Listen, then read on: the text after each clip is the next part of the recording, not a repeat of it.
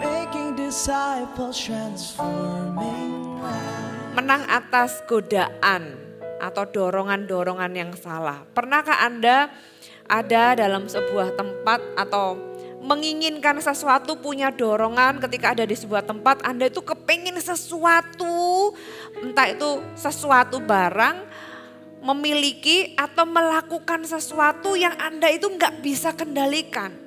Anda kepingin banget pokoknya melakukan itu walaupun Anda tahu itu salah. Pernah nggak? Nah, itu godaan yang kalau kita dibiarkan itu dorongan yang menjadi liar di dalam kehidupan kita.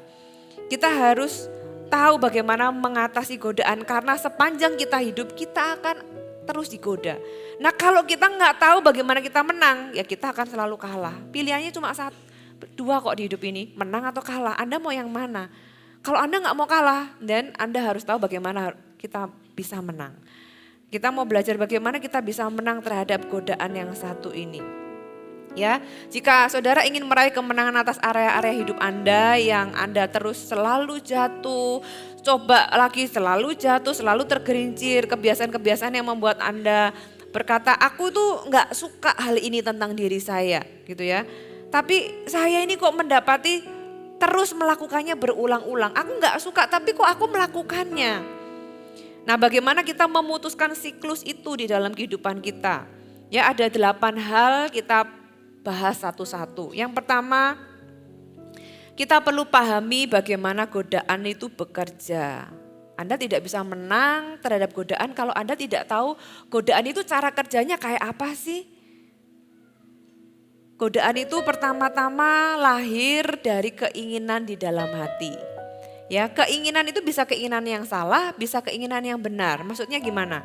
Keinginan yang salah tentunya contoh iri hati, nafsu, serakah, nggak sabar, ingin balas dendam itu kan keinginan-keinginan yang salah. Kita tahu lah kalau itu salah.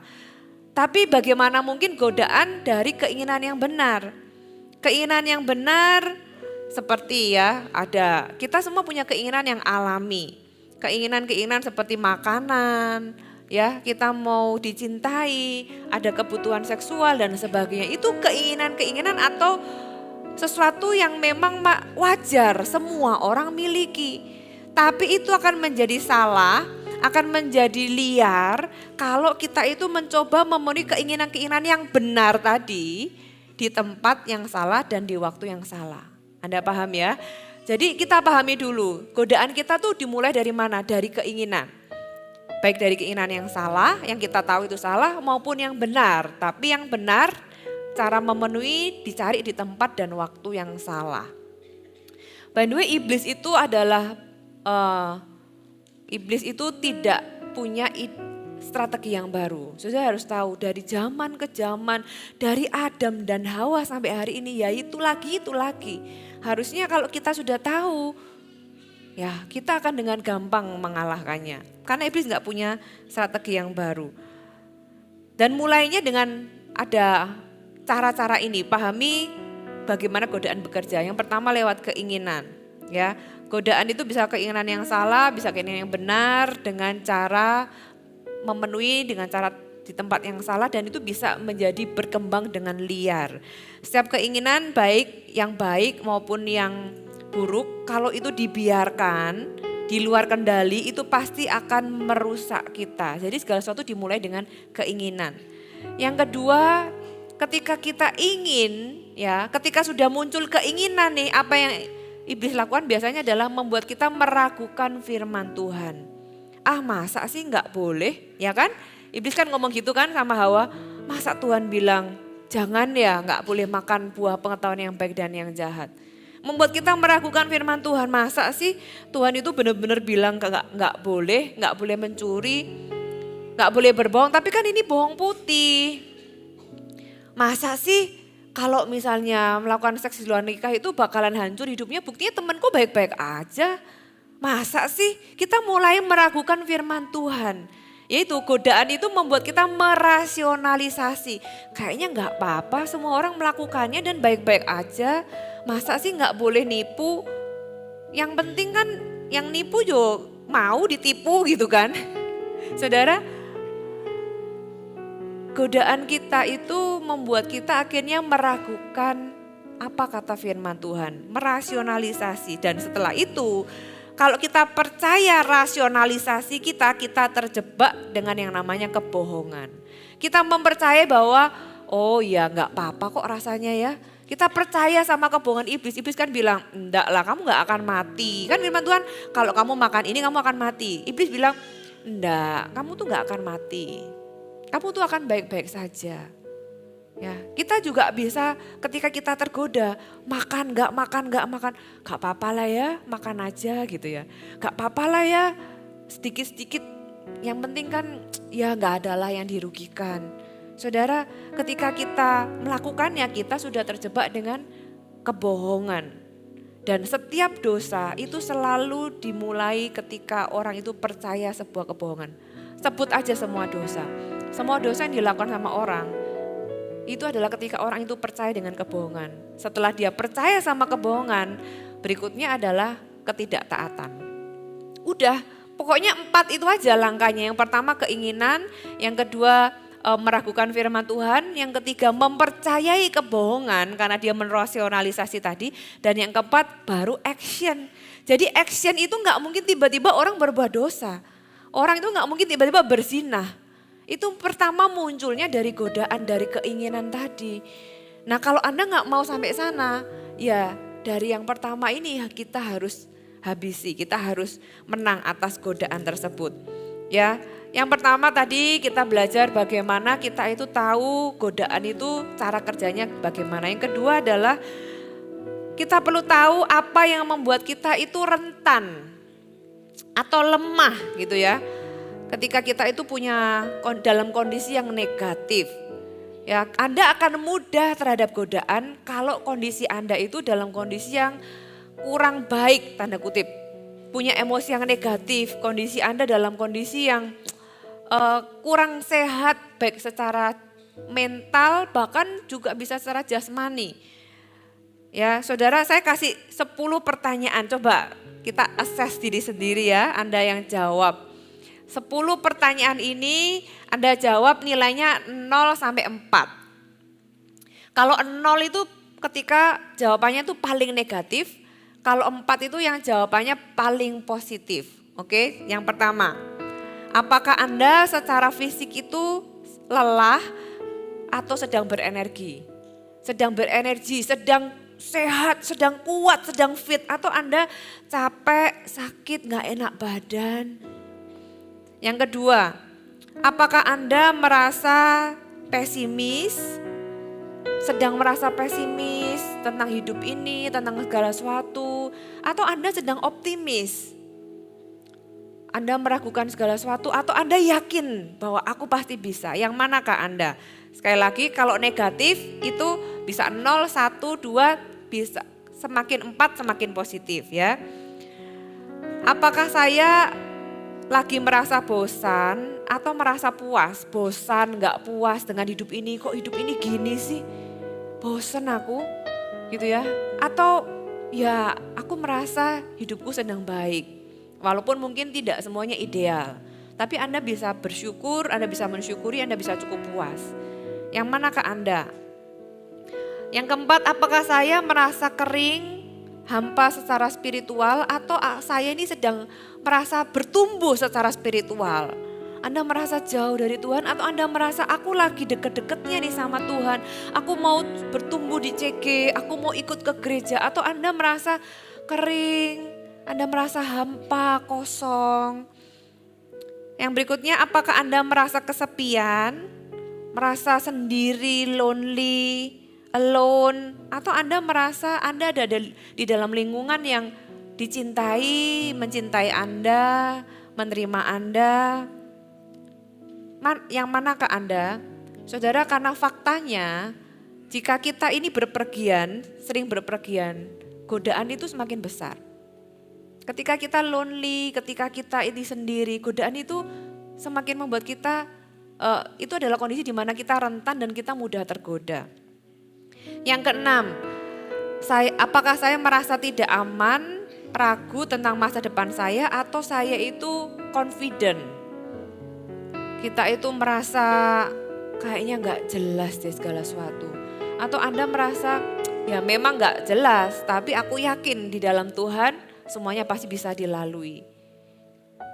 Yang berikutnya, apakah Anda sedang terluka? Atau Anda dalam kondisi tahu bahwa Anda dimengerti dan dihargai? Yang kedelapan, apakah Anda masih menahan dendam, masih marah sama orang?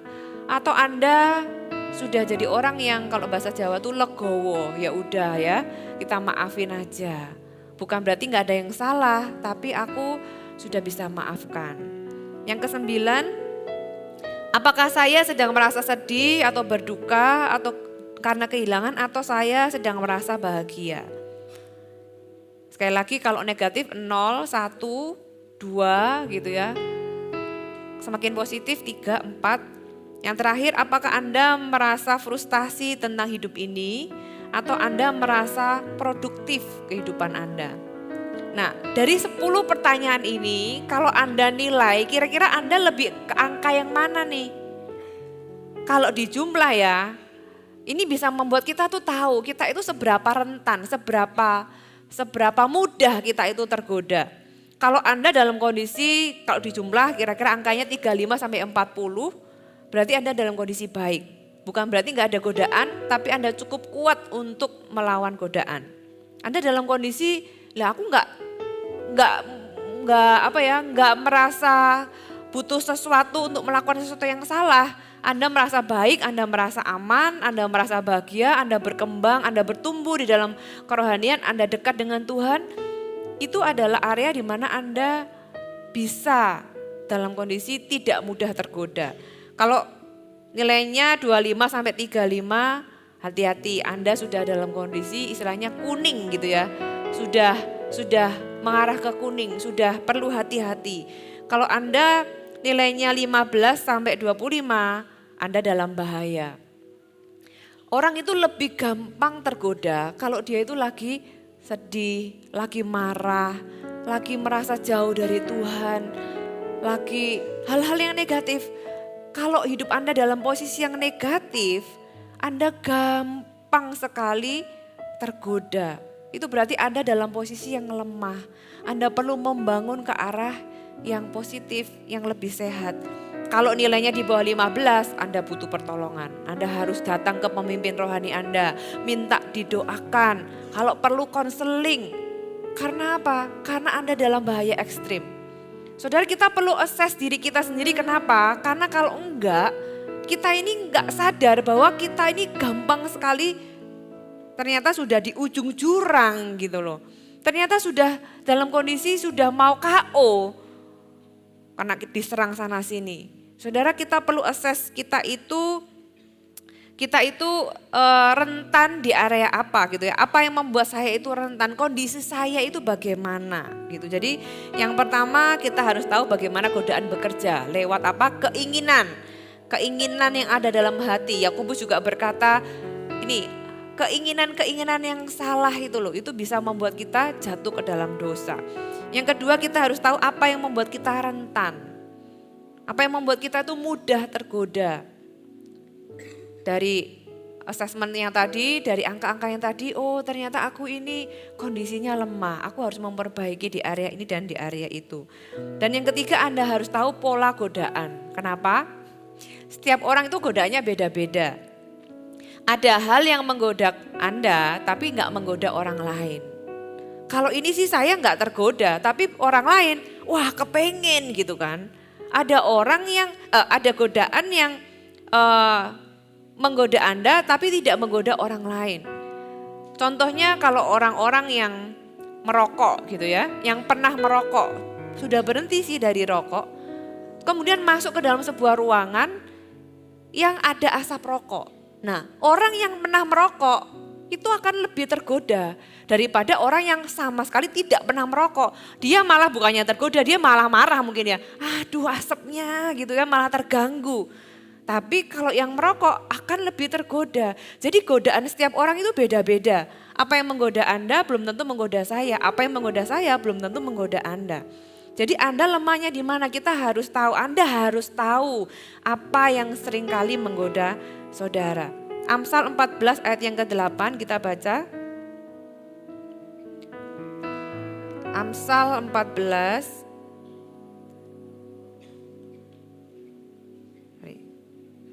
Amsal 14 ayat yang ke-8.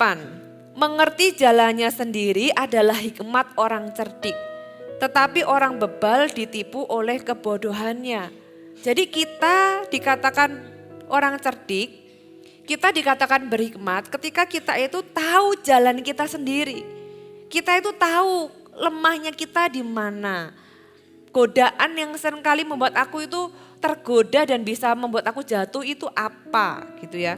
Nah, orang bijak melihat ke depan dan dia tahu jalannya apa yang dia hadapi, tapi orang bodoh mencoba menipu diri sendiri dan gak mau menghadapi kenyataan.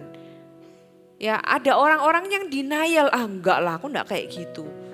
Padahal memang seperti itulah dia. Jadi kita harus menghadapi kenyataan tentang godaan kita sendiri. Orang bodoh tidak mau menghadapi kenyataan, mereka merasionalisasi. Saudara, orang berhikmat adalah orang yang tahu, mengakui dan siap menghadapi dan berani menang. Katakan amin.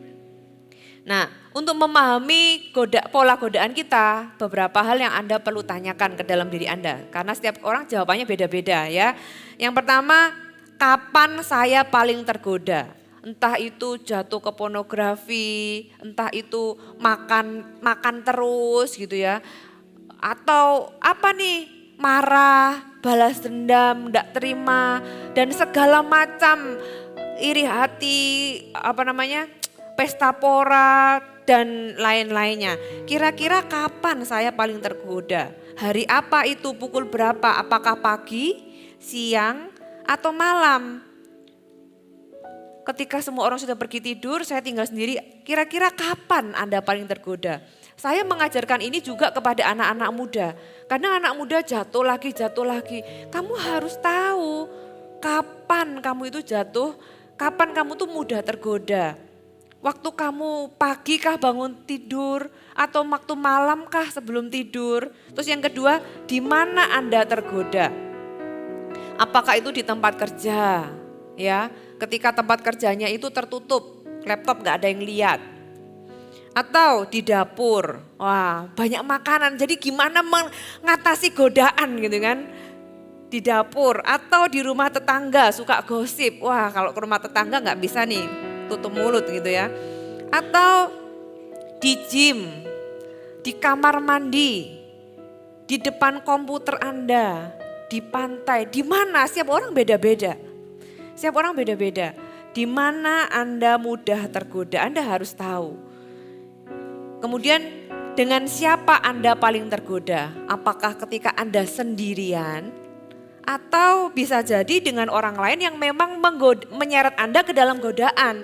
Wah pokoknya kalau sama orang ini pasti diajak yang enggak-enggak. Jadi Anda harus tahu kapan, ya kan, di mana, sama siapa. Kemudian kira-kira manfaat apa yang Anda dapatkan kalau Anda itu melakukannya. Itu menunjukkan kebutuhan Anda sebenarnya. Kenapa? Karena setiap dosa itu pasti punya kenikmatan. Kalau enggak ngapain orang berdosa, ya kan? Ibrani 11 ayat yang ke-25.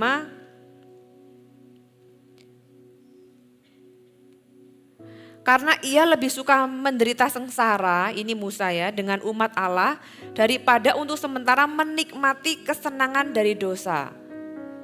Jangan munafik, saya gak mau munafik, dosa itu ada kesenangannya. Firman Tuhan sendiri mencatatnya. Kalau dosa itu gak ada kesenangan, ngapain orang berdosa? Orang itu pasti mendapatkan sesuatu yang dia bisa nikmati ketika dia berdosa. Tanyakan apa itu yang Anda dapatkan? Apakah itu kelegaan, kenyamanan gitu ya? Atau apa nih, keyakinan yang palsu, kegembiraan atau apa? Sebenarnya itu hanyalah tipuan iblis. Tuhan menyediakan kok semua jawaban itu. Tapi manusia mencarinya di tempat yang lain. Itu hanya menunjukkan kebutuhan Anda. yang Anda bisa dapatkan atau cari di dalam Tuhan. Tapi Anda perlu tahu, aku ini sebenarnya butuh apa sih? Kenapa ya kok aku ini jatuh lagi ke area ini? Kira-kira aku dapat apa kalau aku jatuh? Nah, kebutuhan itu Anda definisikan sehingga Anda bisa cari di tempat yang benar, yaitu di dalam Tuhan. Berikutnya perasaan saya, bagaimana perasaan saya sebelum saya jatuh. Biasanya ada emosi-emosi tertentu yang membuat seseorang itu jatuh. Contohnya ketika dia kesepian, ketika dia frustasi, ketika dia takut, ketika dia bosan, ketika dia marah, ketika nggak bisa tidur. Nah, kira-kira itu semua orang punya pola, beda-beda, tapi ada polanya pasti.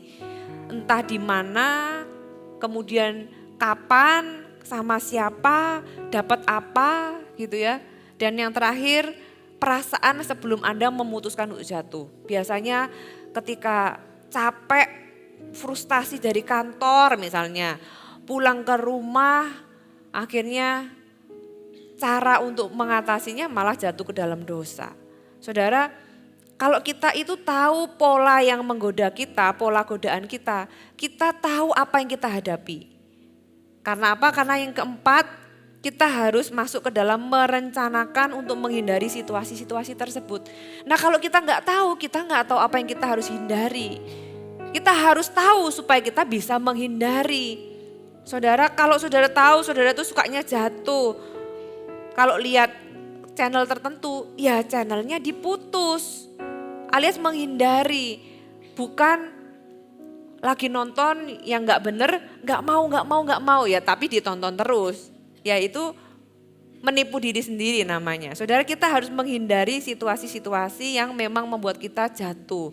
Kalau Anda nggak mau disengat lebah, ya jangan pergi ke tempat lebah.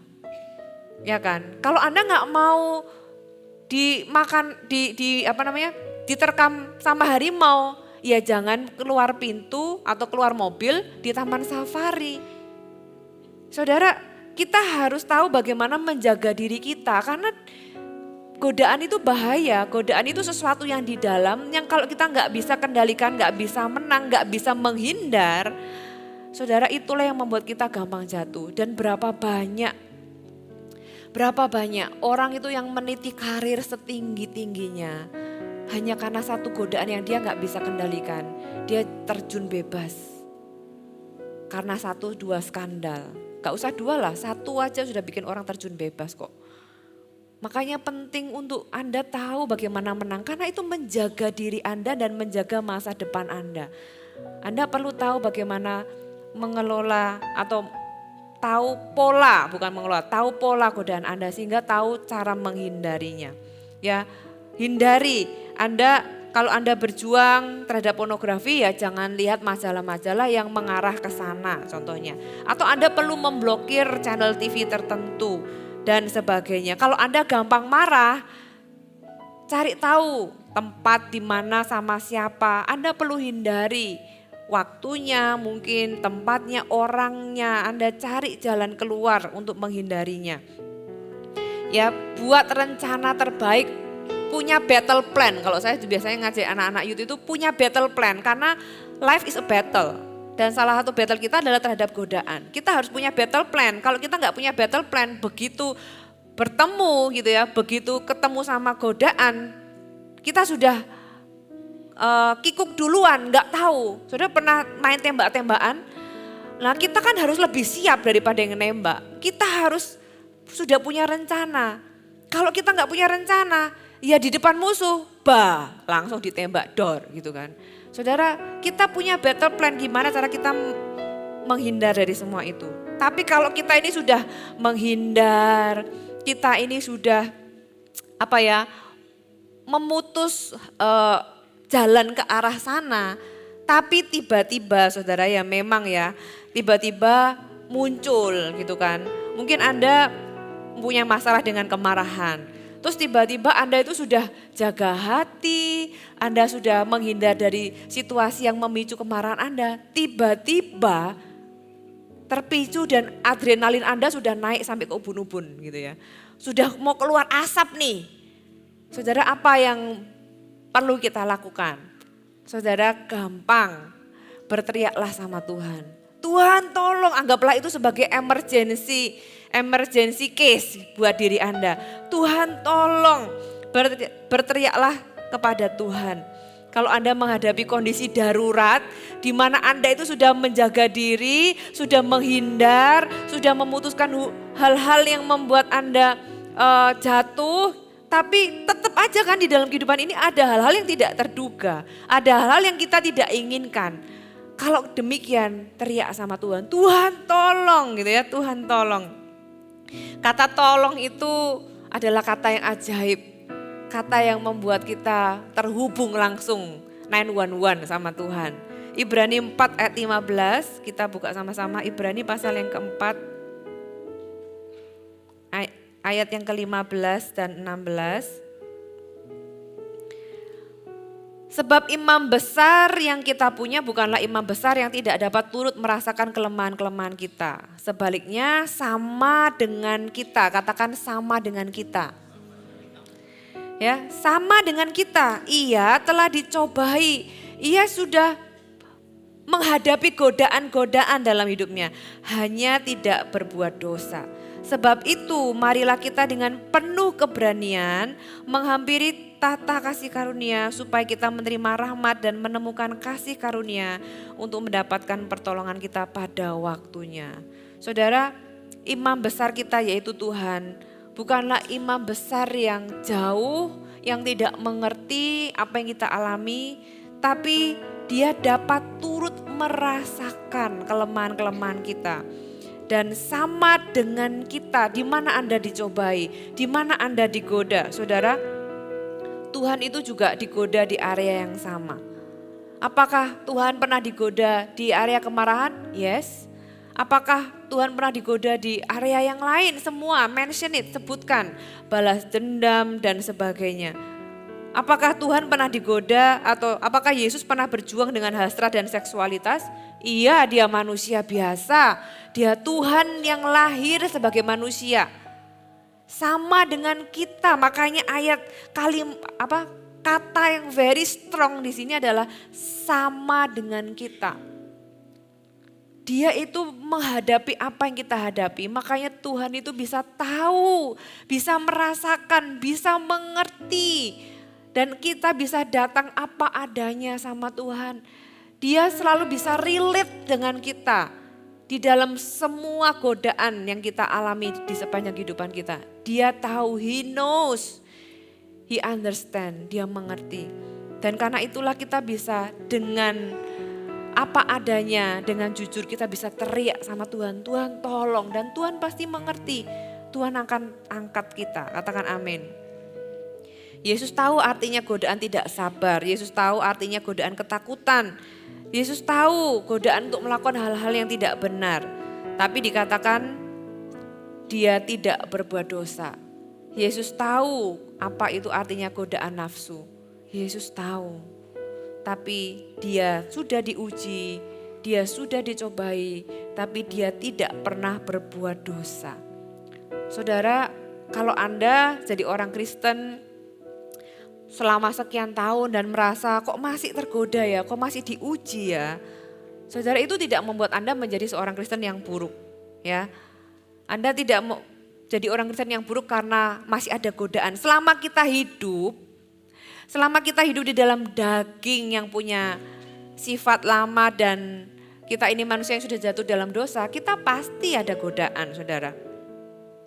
Kita ada di dalam dunia yang sudah jatuh.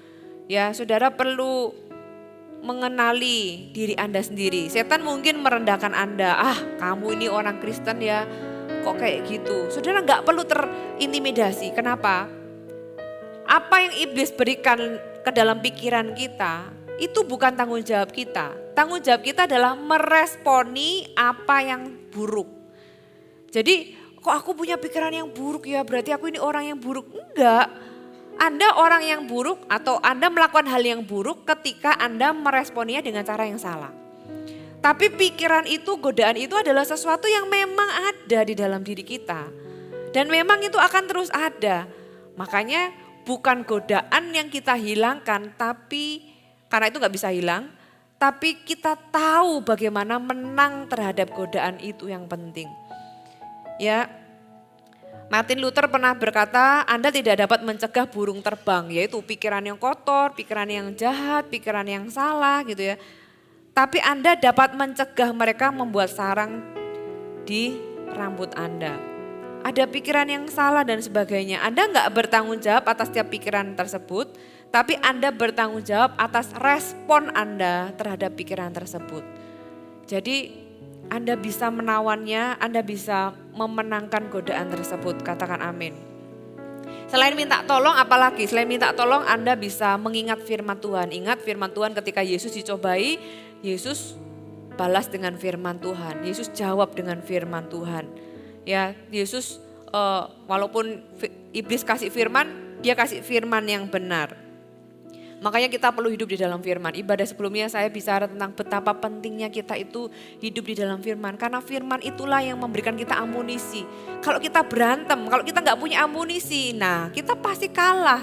Firman Tuhanlah yang membuat kita menjadi kuat. Firman Allah dikatakan juga adalah pedang roh yang bisa menghancurkan kuasa si jahat. Ya, kalau yang kelima tadi minta tolong, yang keenam bagaimana cara kita menghadapi godaan. Ubah fokus Anda ya, fokuskan kembali perhatian Anda kepada sesuatu yang lain. Godaan itu enggak perlu dilawan, hanya perlu dibuang, ditinggalkan. Kalau Anda semakin melawan, Anda akan semakin tergoda. Coba Anda diet dan enggak mau makan, terus Anda enggak mau makan. Ujung-ujungnya apa? Makan. Kalau Anda enggak mau begini, karena ketika Anda melawan, Anda sedang fokus terhadap itu yang Anda lawan itu. Kalau Anda melihat sebuah tontonan yang kurang baik, Anda nggak perlu lawan, ganti aja channelnya, habis perkara. Di dalam kehidupan kita juga sama. Ada yang namanya the art of distraction, alias kalau Anda tahu di sini bahaya, pindah jalur aja, alias fokuskan ke sesuatu yang lain dan itu akan tiba-tiba hilang. Fokuskan kepada sesuatu yang lain. Di dalam firman Tuhan gak ada yang dikatakan tolaklah godaan, gak ada. Yang ada adalah tolaklah iblis. Jadi lawanlah iblis, bukan lawan godaan. Yang dilawan itu si pemberi godaan. Saudara, ini masalah yang berbeda. Anda perlu lakukan dengan cara yang berbeda. Saudara, yang kita tolak itu bukanlah godaannya sekali lagi, tapi si pemberi godaan. Dan yang terakhir, yang ketujuh dulu. Kunci pencegahan adalah Anda ada di dalam sebuah kelompok kecil alias di CG.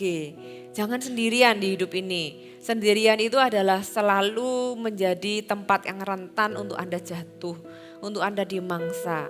Siapa di tempat ini yang sudah ikut CG angkat tangan? Coba lihat kanan kirinya, ada yang gak angkat tangan? Nanti pulang diajak kenalan, diajak ke CG ya. Karena Anda gak akan menang kalau Anda sendirian. Anda perlu komunitas di mana Anda bisa saling mendoakan, saling menopang, saling mengingatkan, bahkan saling mengaku dosa, saling sharing gitu ya, kelemahan demi kelemahan supaya Anda bisa terbebaskan. Firman Tuhan katakan saling mengaku dosalah kamu supaya kamu sembuh. Tidak selalu dosa sih, karena kita berharap Anda tidak jatuh ke dalam dosa. Godaan pun Anda bisa sharing supaya itu tidak mencengkeram diri Anda. Tapi Anda lepaskan. Ternyata ketika di dalam CG Anda tahu bahwa ternyata yang ngalami kayak gini gak cuma aku loh. Ternyata yang digoda seperti ini gak cuma aku. Saudara, Anda tahu bahwa kanan kiri Anda pun juga punya struggle. Mungkin godaannya beda, ya kan? Seperti yang saya bilang tadi, pola godaan setiap orang beda-beda. Tapi Anda bisa ketika Anda cerita, ketika Anda sharing, cengkeraman godaan itu akan semakin lemah. Karena dia gak punya kendali lagi, karena Anda sudah mengendalikannya. Makanya penting untuk Anda semua ikut ke dalam Connect Group, katakan amin. Ya, yang terakhir, ingatlah bahwa Tuhan di pihak kita. Tuhan itu di pihak kita. Tuhan tidak menghakimi kita ketika kita tergoda. Bahkan Tuhan itu bisa bayangkan ya, bukan Tuhan yang lipat tangan dan menunggu kita dengan mata yang marah karena kita hampir jatuh ke dalam dosa. Enggak, Tuhan itu tahu kita itu manusia lemah, Tuhan itu tahu. Dan Anda perlu ingat bahwa Tuhan itu di pihak kita. Siapakah lawan kita?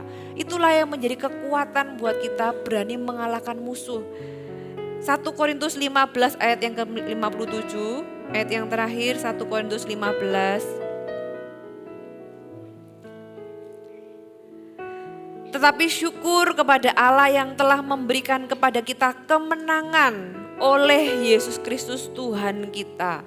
Saudara, satu hal yang kita perlu syukuri dan dibanggakan sebagai seorang Kristen adalah kita punya Yesus dan itulah kunci kemenangan. Willpower kita atau kehendak manusia kita itu gak cukup kuat, saudara. Mau berhenti dari kecanduan gimana? Willpower manusia itu not enough, gak cukup membuat kita itu berhenti kecanduan. Kita butuh Yesus, kita butuh Tuhan, dan satu hal yang kita perlu tahu dan harus selalu ingat adalah Tuhan itu di pihak kita. God is for us. Tuhan itu untuk kita. Ketika kita menghadapi godaan, Tuhan itu ada di samping kita. Ayo nak, kamu kuat, terima kekuatan daripadaku. Jangan kalah, jangan jatuh. Jangan percaya kepada kebohongan. Tuhan itu untuk kita. Dan dia tidak against us, dia enggak melawan kita. Kalaupun kita jatuh, tanda kutip ya, itu kan yang skenario yang kita hindari sebenarnya. Tapi kalaupun kita jatuh, Tuhan itu setia dan adil. Bukan berarti kita bisa meremehkan Tuhan. Ketika pertobatan kita sungguh-sungguh, Tuhan berkata kalau kita mengaku dosa, Dia itu setia dan adil. Dia akan mengampuni, Dia akan mengangkat kita bangkit lagi. Ayo bangkit lagi, jalan lagi. Ayo bangkit lagi, jalan lagi. Kenapa? Karena Dia itu di pihak kita. Dia bukan di pihak yang berseberangan dengan kita, yang menghakimi kita, menghukum kita. No. Konsekuensi mungkin ada, tapi konsekuensi itu bukan dari Tuhan. Konsekuensi itu memang adalah hukum sebab akibat. Kalau misalnya seorang wanita hamil di luar nikah, dia menyadari dosanya, dia datang sama Tuhan. Tuhan mengampuni enggak? Tuhan ampuni. Dia bisa dibebaskan dari rasa bersalah. Tapi bayinya hilang enggak? Ya enggak. Bayinya ya tetap ada. Tapi Tuhan menyertai dia di dalam konsekuensi yang dia harus jalani.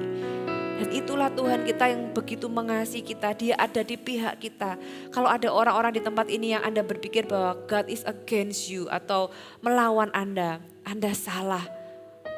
Itu adalah tipuan iblis, itu adalah kebohongan yang membuat kita percaya bahwa kita sendiri dan Tuhan itu marah karena kita jatuh. Kelemahan kita tidak membuat Tuhan marah. Ketidaksempurnaan kita tidak membuat Tuhan jauh. Tapi kelemahan kita, ketidaksempurnaan kita lah yang menjadi tempat di mana kuasa Tuhan itu dicurahkan dalam kehidupan kita. Amin.